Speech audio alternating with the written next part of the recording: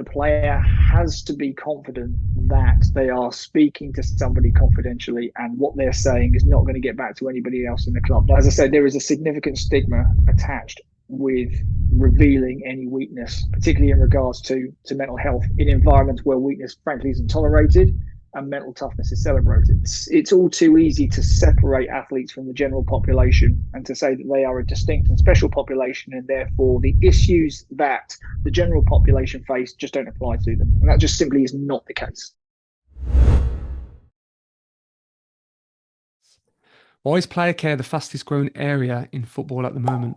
There are a number of potential answers to a question like that. You might argue that there are some organisations within elite sport who are looking for that next marginal gain. So they're looking for any and every way in which they can get the best out of their players and their other associated staff, coaches, managers, and so on. And therefore, if they believe this might be the next big thing, then it's something they'll explore. But I would hope, though, that there are much more significant reasons for the growth in player care. I think what we've seen within broader employment markets is that employees are being encouraged to talk about things like their mental health and their well-being far more. And inevitably, I think in the world in which we live now, I think people are more comfortable about opening up in respect to the ways in which they feel and their mental and emotional well-being. I think the challenge within elite sports environments is that doesn't happen in the same way or hasn't happened in the same way yet. And there are lots of reasons for that, which I'm sure we'll come on to explore later on. But I think generally, elite sports organisations are now realising that they have to take their duty of care seriously. I'm not saying that they haven't taken their duty of care seriously in the past, but I think maybe the focus has been on a duty of care in other ways. I think now the duty of care in regards to players' mental health and mental well-being has become far more significant. It's come to the fore. And I think now it's through this concept of player care that clubs and organisations and associations are beginning to take their responsibilities far more seriously. Is there things that may be different in terms of football in relation to the cultural aspect or team togetherness, team identity, all those factors that impact football in terms of the individual athlete?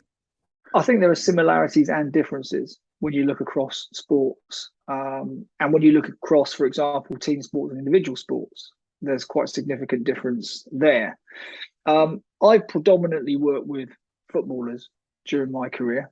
And what I can say about footballers is that there is a coherence in respect to the issues and the challenges that they face. I mean, the majority of the players that I've worked with also, just to be specific here, the majority of the players that I've worked with have been foreign players. So foreign players always have to work with an additional layer of challenges and issues when they move from one country to another to apply their athletic labour. But having worked and researched across a broad range of sports for many, many years, I can tell you there are lots of similarities. And the similarities tend to come, particularly in team sports environments, around the ability to be able to communicate when perhaps mental or emotional well-being is becoming a problem, or there are general issues, or people are even just feeling down. Elite sports environments are environments in which it is very, very difficult to open up or to demonstrate anything that might be perceived by teammates or coaches or management or the organisation more broadly as weakness. And there is a stigma associated with mental health problems. That's a problem in and of itself. But when you've got an individual who is employed within a particular sort of organisation, an organisation where, for example, things like mental toughness is celebrated and promoted, if you want, when you've got an individual in an environment such as that, that exacerbates the challenge. That exacerbates the risk of being able to admit, I've got a problem, because of the risk of the associated stigma that might come with that, and then the ramifications that might have for selection, contract continuation, the termination of a career at the worst case, all these kind of things. So those are the kind of the sort of similarities that we see, certainly amongst kind of team sports. Individual athletes tend to be slightly different, because they are not necessarily operating within the same sorts of environments where they are perhaps competing for a position and they are challenged up against other players competing for the same position necessarily within a single team each day. What you tend to find with individual team sport athletes, particularly athletes like elite tennis players and golfers and so on, is that they're very nomadic in the way in which they move. So these kind of workers often move between what we call the place of non-spaces. So they literally move from hotel, practice facility, or wherever they're training, the venue, hotel, airport, hotel, practice facility or playing facility, hotel, airport, and then country to country to country to country. They're constantly on the move. It's difficult for them to identify any sort of sense of place, to feel any sort of anchor to any sort of sense of place. And as a consequence of that, that can lead to all sorts of issues that relate to things like loneliness and isolation and so on. So we see different sorts of issues. Across sports, though, if we think about team sports, across sports, different sports do things in slightly different ways. I'm not going to be presumptuous to say that any one sport is better or worse at this concept of player care or player well-being or player welfare or whatever it might be. But there is some good practice within some sports, and there is some not so good practice within some sports. The challenges are largely the same, though. It just depends on whether or not an athlete works individually or as part of a team. You mentioned two terms then, isolation and loneliness. How did the pandemic impact athletes' mental well-being? Was there anything that you studied during that period of time that impacted that area? I didn't study anything specifically, but I know that there was plenty of research that was conducted on athletes and indeed other workers at this point in time, which I'm familiar with. And, again, for me, the start point is always the general population, because it's all too easy to separate athletes from the general population and to say that they are a distinct and special population, and therefore the issues that the general population face just don't apply to them. And that just simply is not the case. The first and one of the most important things to remember about athletes is that the athlete comes second, the person comes first. And that's a tremendously important thing that we try to teach all the delegates who come onto our player care courses. You have to see the person before the athlete. Just because these people do things which are remarkable and live remarkable lives in some cases, often in the public spotlight, doesn't mean that they don't suffer the same issues and challenges and frailties that members of the general population do. So we know that, there's a huge amount of research that was done around general populations and the effect of the pandemic, and the way in which it isolated people and it detached them from physical networks, which are very, very important. It's great that it encouraged us to use media like this, like Zoom or Teams or so on, and it's probably changed working practices forever. But the bottom line is the research shows that without physical connection and physical bonds to people, you lose a significant component of what supports healthy emotional and psychological welfare and well-being. So we know that happens.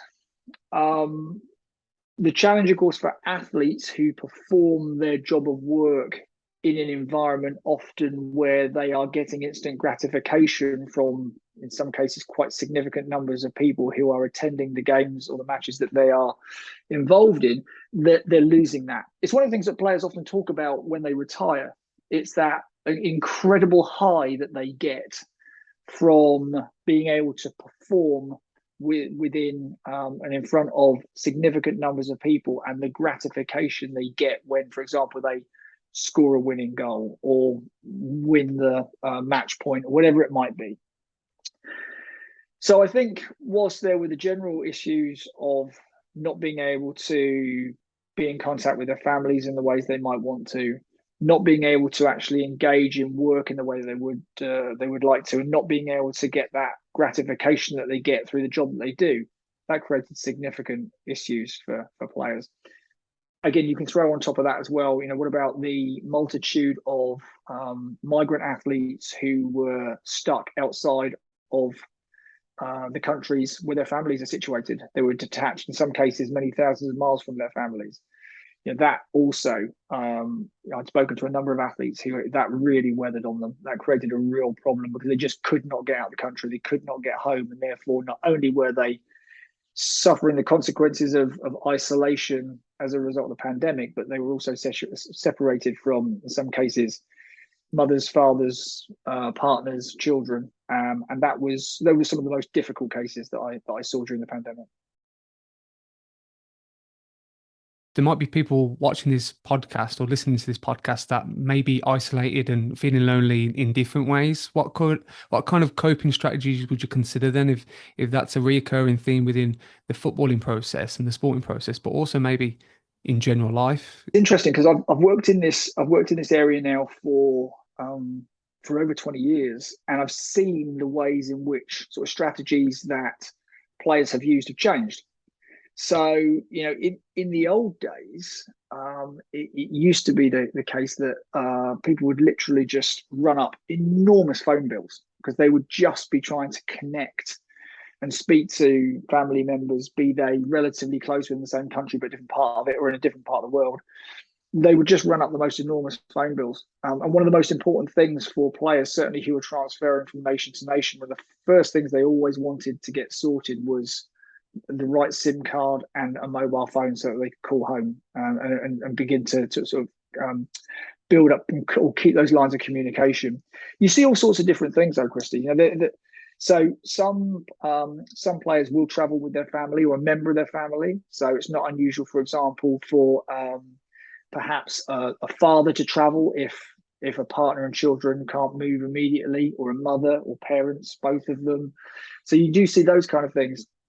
It's also about kind of building the physical networks as quickly as you can as well. This is where clubs can really help, because if they work effectively within the player care department, then if they ask the right questions of a player who's transferring in, they can understand an awful lot about the likely psychological demands that are being placed on that player.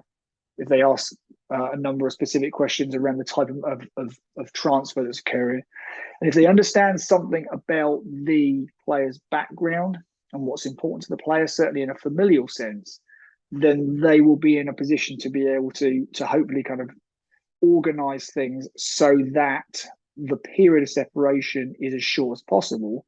And also, when separated, the player has the best opportunity to be able to communicate with his family or her family. So, things like Zoom, again, Teams, all these kind of things, they have improved communication, I guess, but they still don't replace those physical bonds.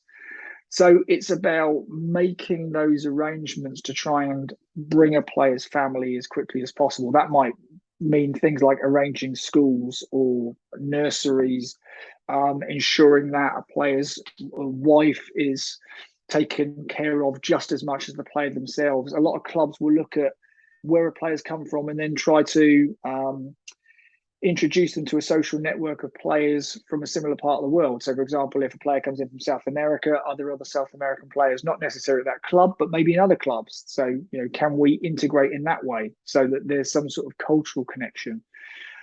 All of those kind of things are sort of strategies that people use. But there's no one size fits all approach here.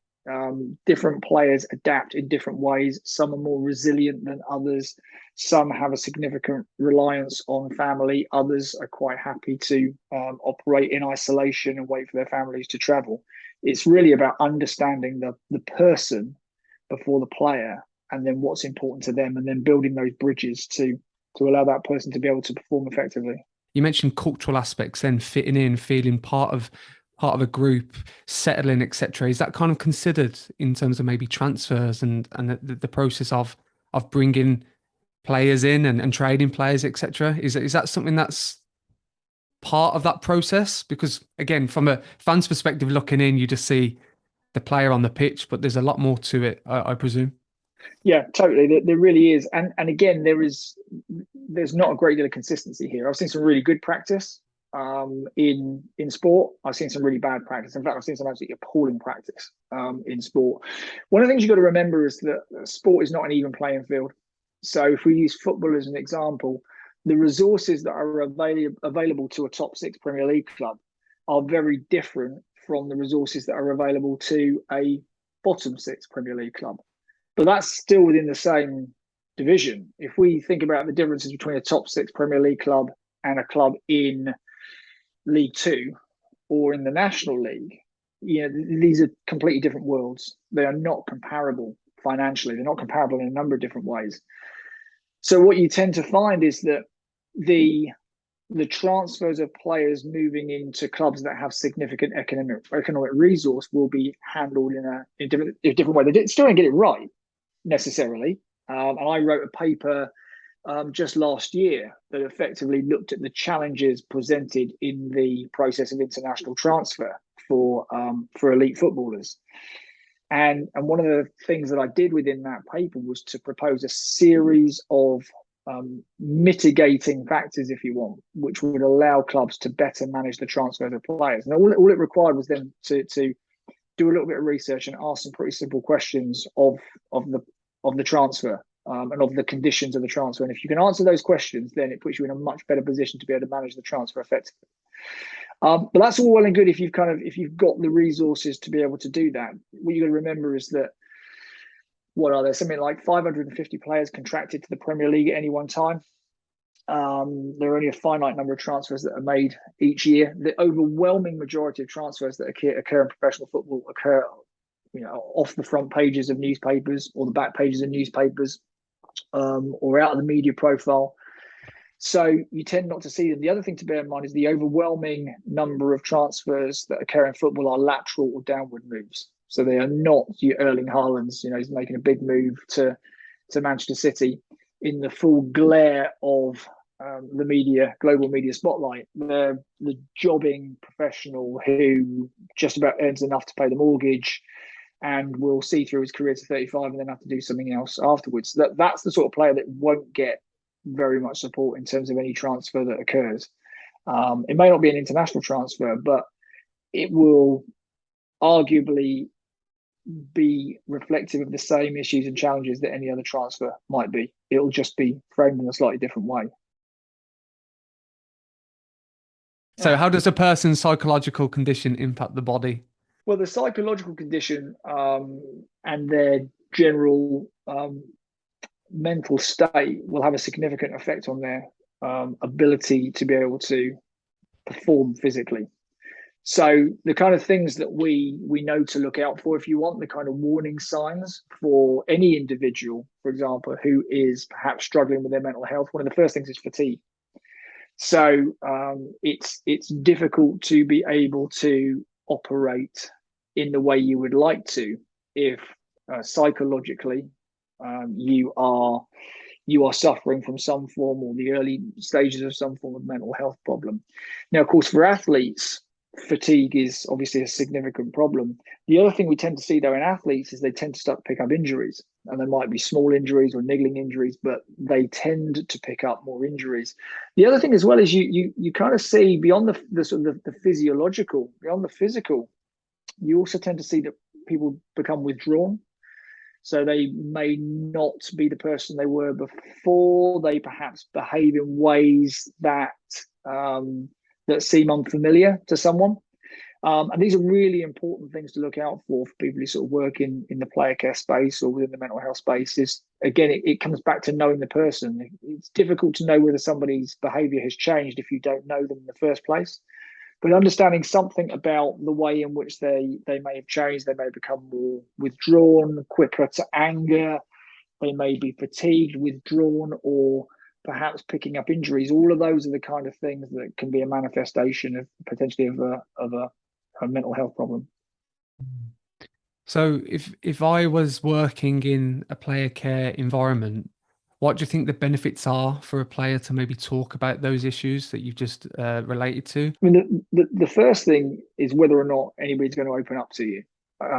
As I said, there is a significant stigma attached with revealing any weakness, particularly in regards to mental health in environments where weakness, frankly, isn't tolerated and mental toughness is celebrated. So the first thing to do is to create some form of environment where players feel comfortable to open up. I'm not convinced that that can actually occur realistically within elite sports environments. I think that there are two things that are absolutely crucial to getting the player to open up. One is anonymity. Absolutely. The player has to be confident that they are speaking to somebody confidentially, and what they're saying is not going to get back to anybody else in the club. Now, that obviously creates a significant problem for people who work within a player care environment, particularly when they're involved in a multidisciplinary team, because inevitably they may get questions about a particular player and why that player is behaving in this way, or has been late for things, doesn't seem to be putting forth the effort. You can't then say, oh, it's because of this, because that would be breaking a confidentiality trust, and therefore the implications for that player could be quite significant. So anonymity is crucial.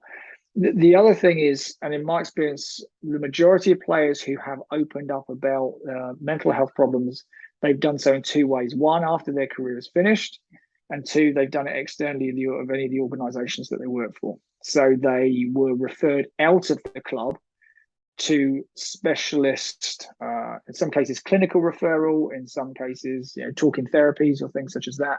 And it's only then that they've truly opened up in respect to the issues that they've faced.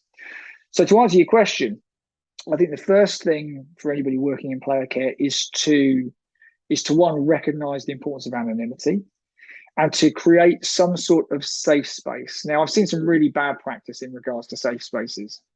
I've seen organisations who have put a lot of money and invested a lot of money into creating these beautifully crafted safe spaces, perhaps within a training ground or so on, and then wonder why nobody uses them. And the reason nobody uses them is because everyone's too afraid to be seen walking in there, because then the stigma may come, because why is so-and-so going into there? Isn't that where you go if you've got problems? So that the individuals who set these systems up, their heart's in the right place. They want to try to achieve the right things. They just haven't thought through the implications of not perhaps providing a venue which supports anonymity in a way that it might. So you've got to create a safe space in some way that players know is going to protect their anonymity.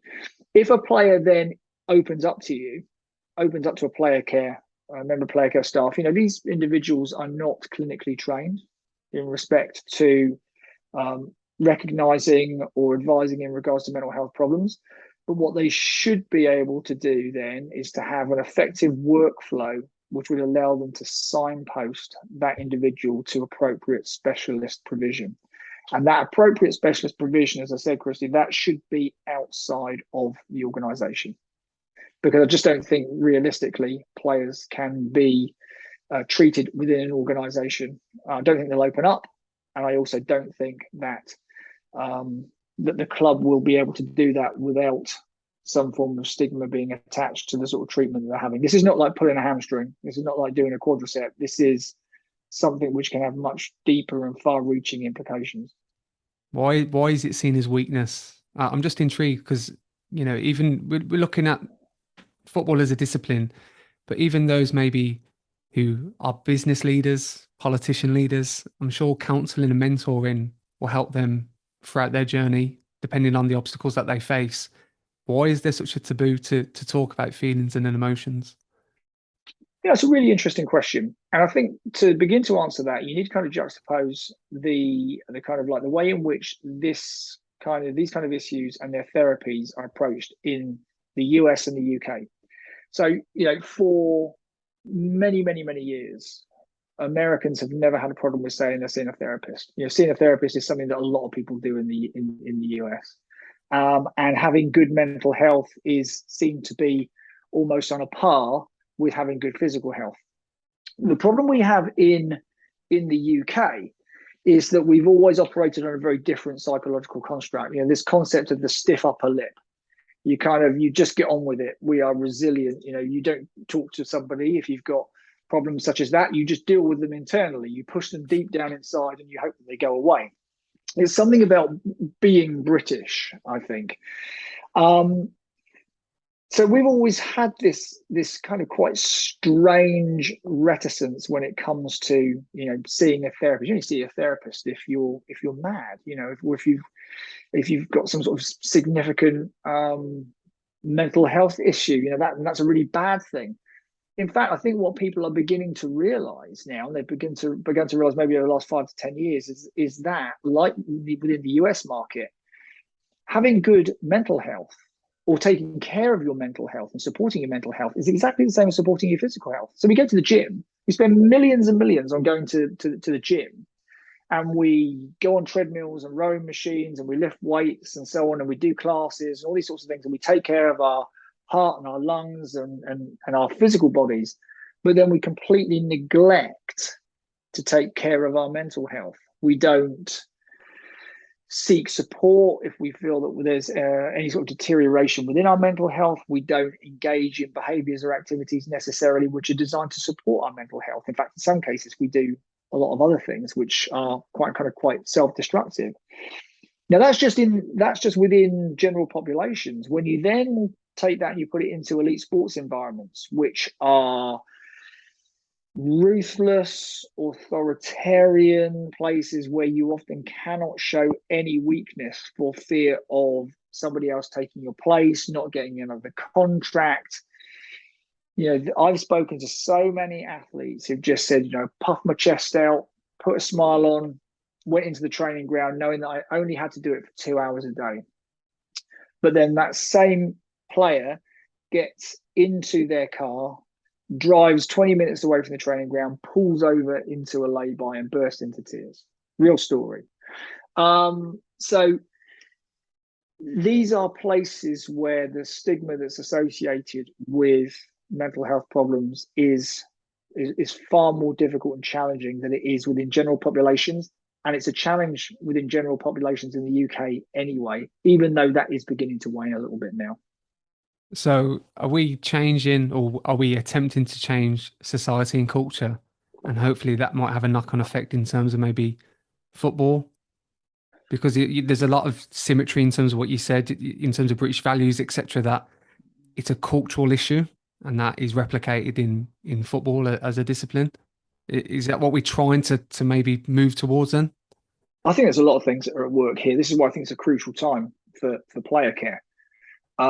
Yes, I think totally. Organizations like Mind and Time to Change and so on have worked really, really hard to break the stigma that's associated with mental health. I think they're doing a really good job. I think the media is doing a really good job as well in supporting and promoting people to think about and take care of their mental health and to seek help when they need to. I think the education system is doing a good job in regards to this. And I think we're now beginning to see the manifestation of that. I think people feel less challenged when it comes to opening up and revealing that they've got issues with respect to their mental health. I think people are more mindful of their mental health and any deterioration within it. And therefore, I think that we are making positive steps for general populations. Inevitably, when something happens in the broader population, it takes typically a while then to filter into what we might refer to as specific subcultures, sport being a particular subculture. And I think that sport is now beginning to take mental health far more seriously. And I'm seeing a lot of organizations now that are, some that have been doing a lot of work in this area for some time. Don't get me wrong. I'm not suggesting for a second that sports organizations weren't doing anything, and now they are. They've been doing some good work for, in some cases, many, many years. But I think now a general opening up of our ability to be able to talk about our mental health is now permeating elite sport.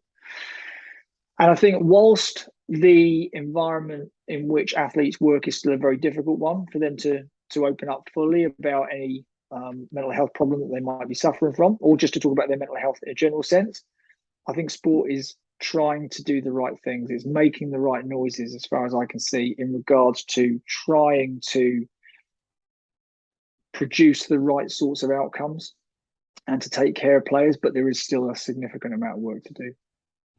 What are your thoughts on social media use within football and mental health? Again, I would start by saying that we know that the research generally in regards to social media use shows that it is not good. There is some very stark and quite alarming data which shows that that generally the effects on the brain and the effects particularly on young people of social media use are largely negative. Again, we've got different challenges, haven't we, in regards to elite athletes. The social media is brilliant in one way for elite athletes. It's allowed fans to get a direct line into their heroes in a way that they never had before. But at the same time, it also means that those individuals can also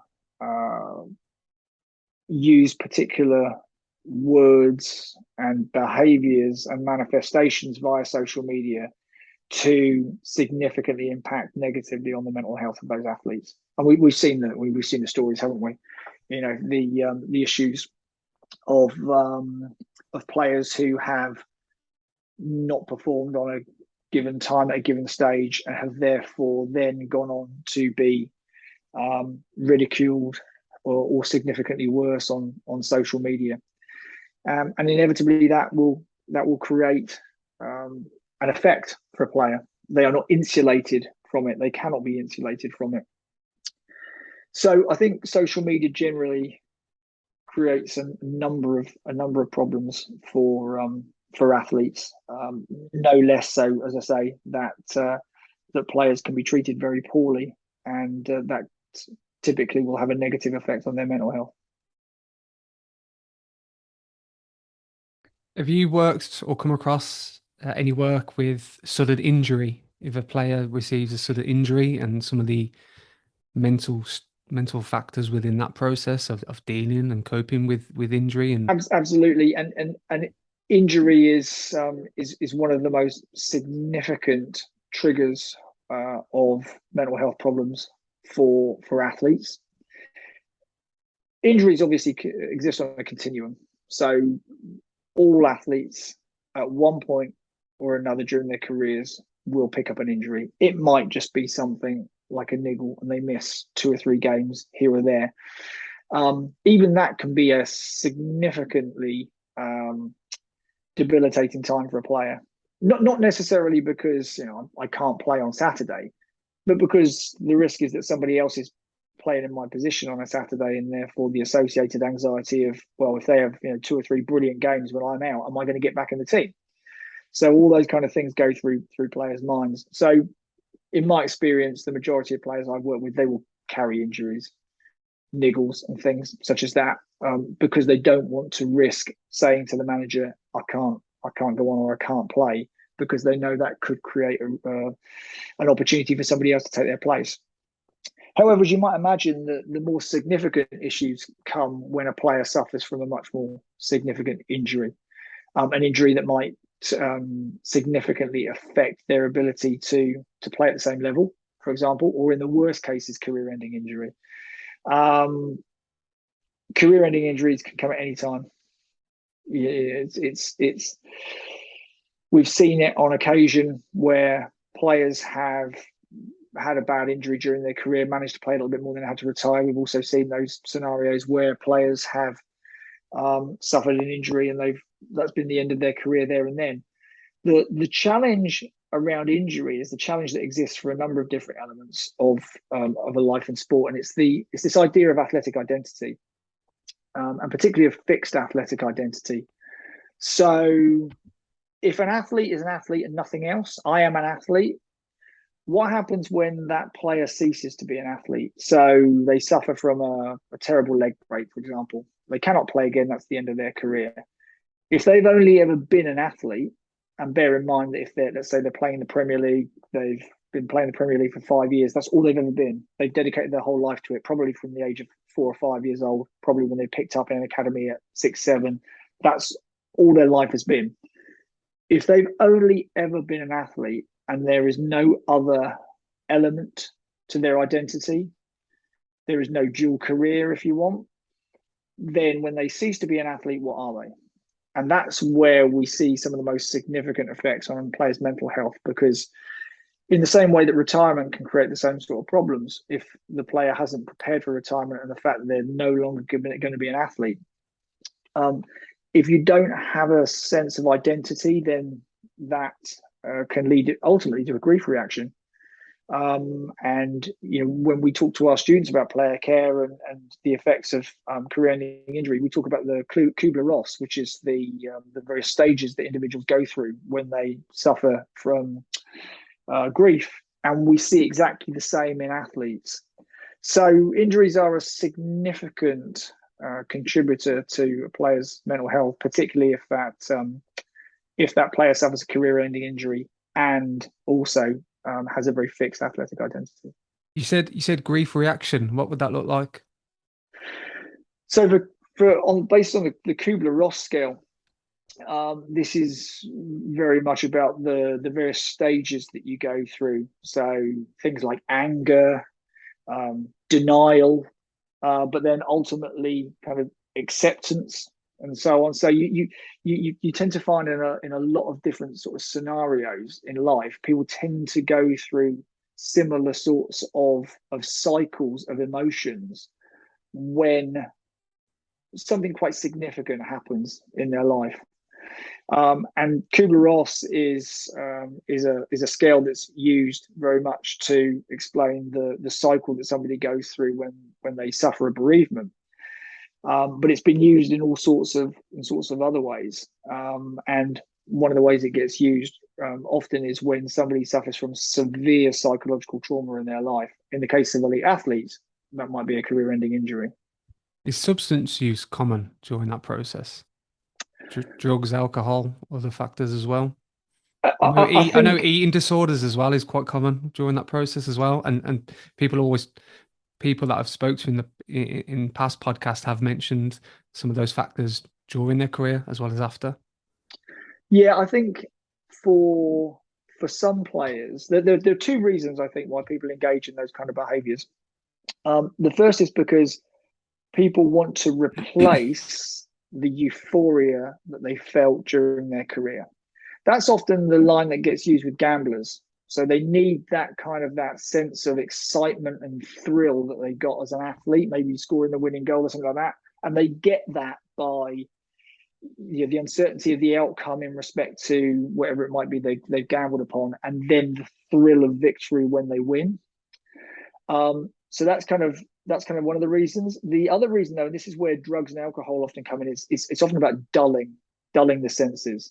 So dulling the grief or the pain that they feel as a result of, it could be any number of things. It could be deselection, it could be the end of a career via injury, it could be retirement, it could be a lack of purpose, any number of reasons.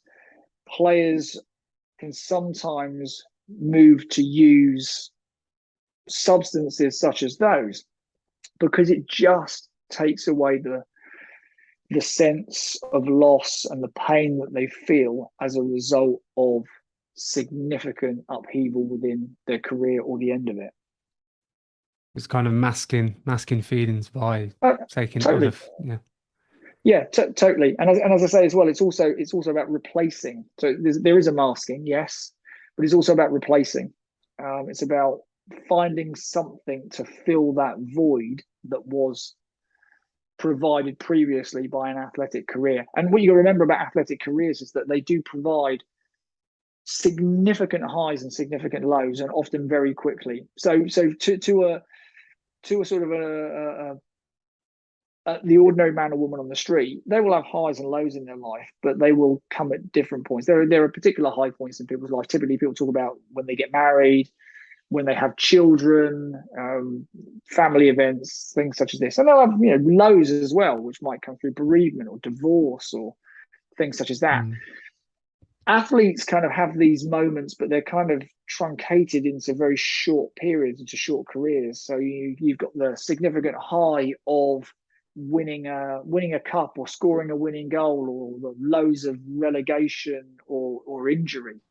This is why we tend to, within the literature now, we tend to talk less about transition and more about critical moments. because transitions within the elite sports environment tend to focus more so on those major moments. So transition from between the age groups in an academy, for example, transition from youth sport to senior sport, transition out of the game at retirement. Those are transitions, and we know those transitions exist, but there are all sorts of critical moments also within sports careers, and they're all the smaller things. So the things I've just talked about, so the wins, the losses, the ups, the downs, the injuries, all those kind of things. The new manager comes in, whatever.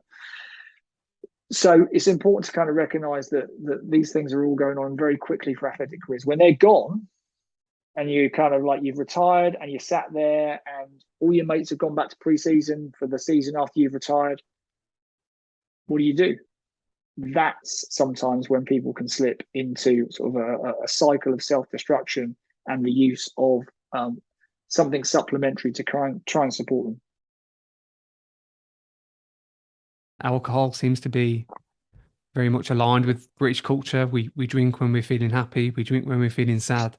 What is your thought process around not as much now, but maybe the drinking culture within football and how that has emerged over time, and how alcohol impacts players in terms of not only performance but also mental health during and after their career?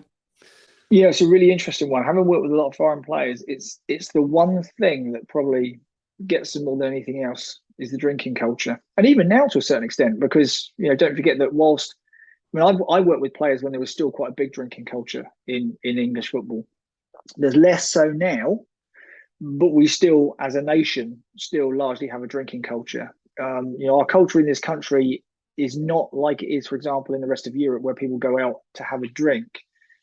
In the UK, people go out often to get drunk, and that's a very different way of approaching alcohol.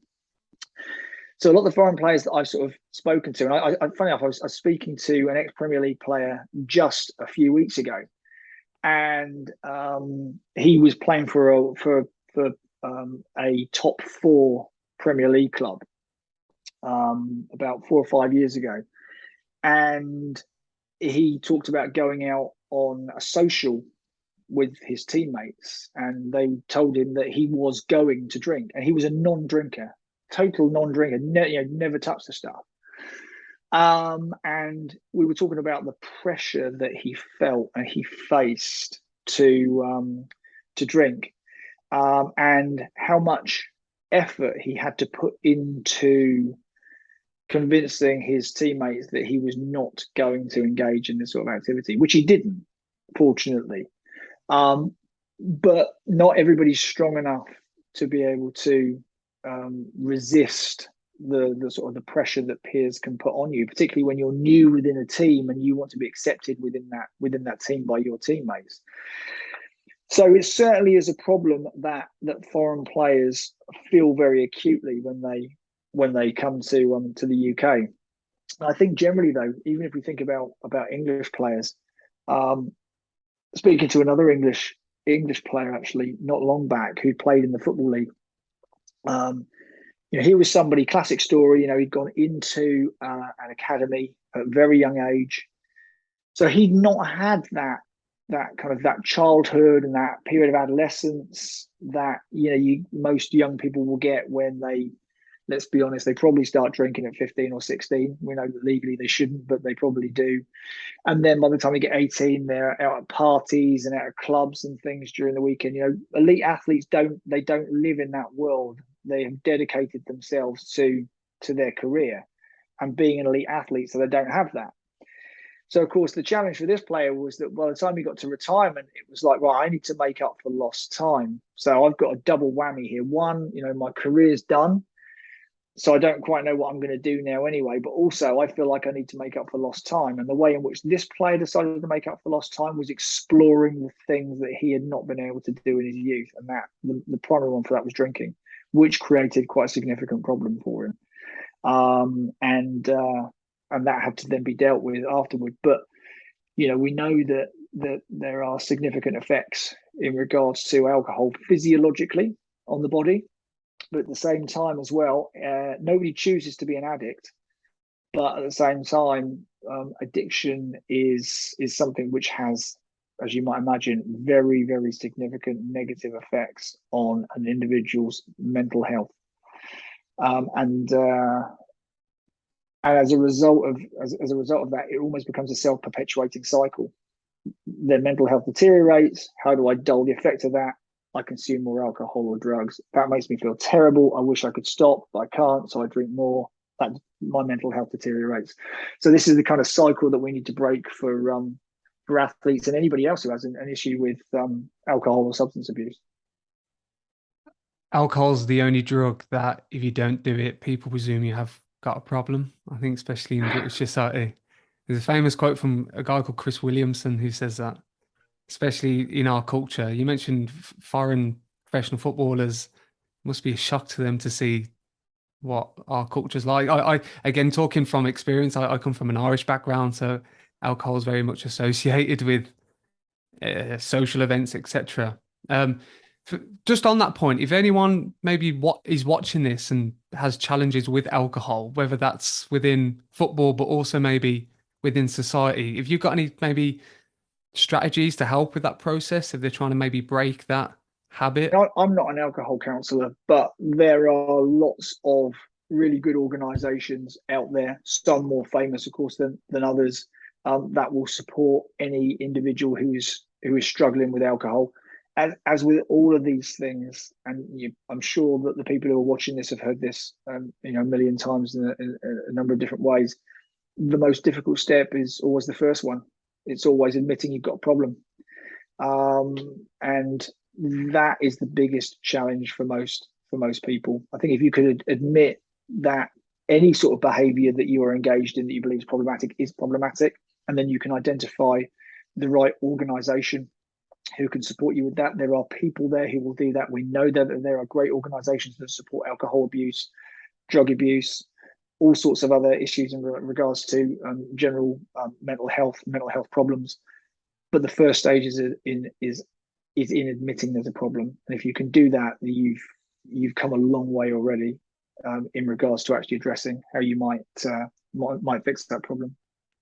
So, Richard, what work have you got currently at the moment in terms of this area around player care? Is there anything that you want to share with our audiences in terms of the research that you're conducting at the moment? Yeah, so I've got a few things going on individually and some collaborative stuff as well, which I think is quite interesting.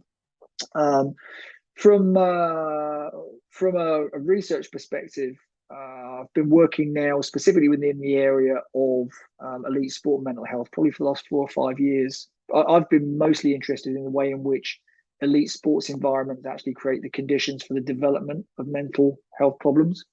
So I've been working with a number of current and former, predominantly Premier League and Football League players, but also players who have played in Serie A, French League One, and in other leagues across Europe, and really trying to understand the issues and the challenges that they've faced in various places. So I've got a couple of papers that have come out on that recently, and then my most recent research has looked at the transfer process that we talked about today and the challenges that the transfer process create. It amazes me really the things that I see still within, particularly in elite football, that we have clubs that are paying millions and millions of pounds for these significant assets, and then just not treating those assets in the ways that they perhaps think they should be.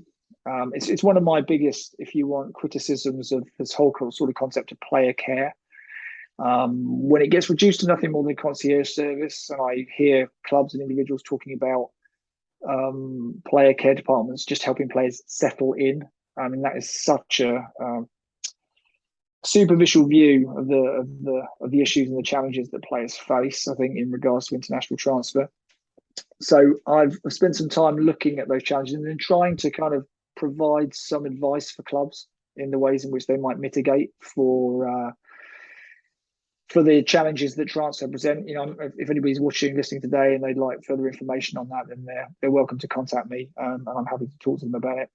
I'm also working with 2 colleagues at GIS UCFB, that may be familiar to people listening today. Alan Tong, former Manchester United player, an Exeter City player. It's interesting. Al and I have had a lot of conversations around athletic careers and so on. Al was playing for Manchester United 30 years ago. And the sad reality, Christie, is that he suffered a lot of challenges in his career, career-ending injury in the end. A lot of the challenges that he faced 30 years ago still exist in professional football today. And that will tell you something about how far we've come. Yes, there's been progress, but there's a huge amount of work still to do. The other guy is Tom Buck, who's just completed his PhD, but like Al's just completed his PhD as well. Tom's got some great experience having worked with Premier League and Football League clubs, but he's worked with a lot of Olympic pathway athletes, which is really interesting to understand something about the way in which those athletes who are in the Olympic cycles, who are some really interesting case studies there, how does a career in elite sport affect their mental health? So Tom, Al, and I have got a new book coming out, should hopefully come out next year, called Player Care and Football Issues in the Professional Game. And that's effectively the three of us looking at various elements of player care in the context of elite football that effectively follows the player journey all the way through from the academy to retirement and aftercare as well. So hopefully that might be of interest to some of the readers, and I would just advise them to sort of keep an eye on the GIS and UCFB Twitter feeds later on in next year, because that's when the book should be published, if they're interested in taking a look at it. The other thing we've got, of course, as well, is we're now developing, on the basis of our theoretical, academic and practical experiences, we're also now developing a series of player care courses. So we had the first running of our player care course up at Wembley last year. It was absolutely fantastic, Christie. We got 3 or 4 former Premier League footballers on it, some rugby league players. It was just a fantastic group of people. They totally engaged. They opened up. They challenged. They discussed. They thought. We spent about 6 months with them, and it was probably one of the most enjoyable 6 months I've ever had working within sports education. They were one of the best groups I've ever worked with. It was a fantastic outcome that we got with all of them.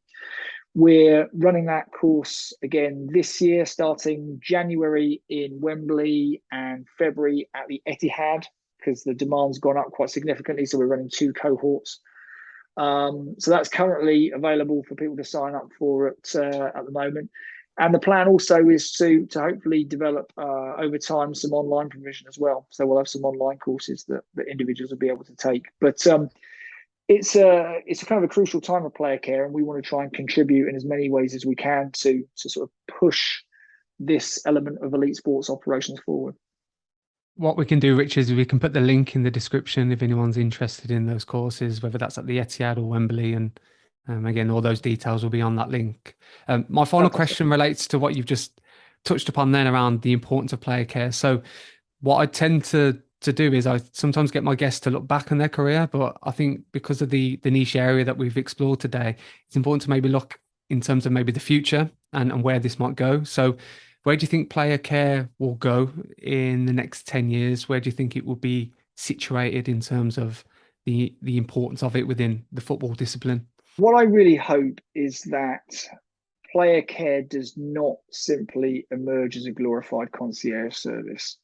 What I hope we don't end up with is a department of a football club or any other elite sports organisation where we've got teams of people just doing things for athletes.